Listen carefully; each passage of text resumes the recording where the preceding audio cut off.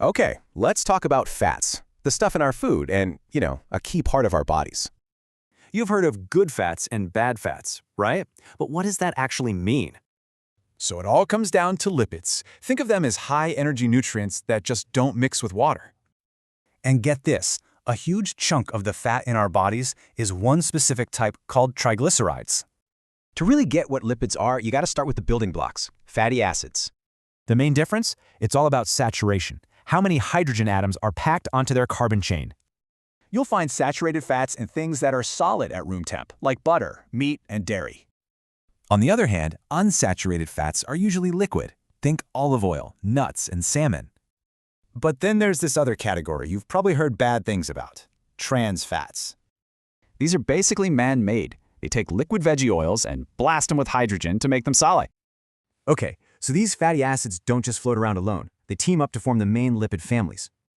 You've basically got three groups: simple, complex, and something called derived lipids. Let's break them down. Remember triglycerides? They're simple lipids. They're basically your body's main energy storage unit. Complex lipids are just what they sound like. They have extra stuff attached, like phosphates for building cells.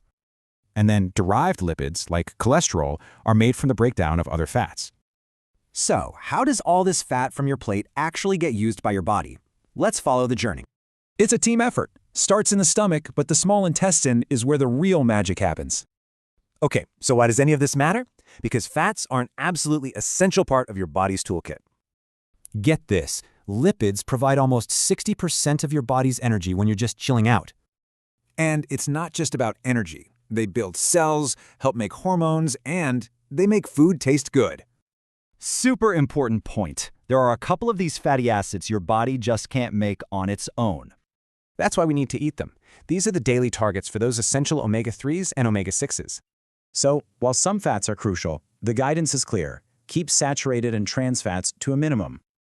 So now that you know the building blocks, you can start thinking, how will you build your diet?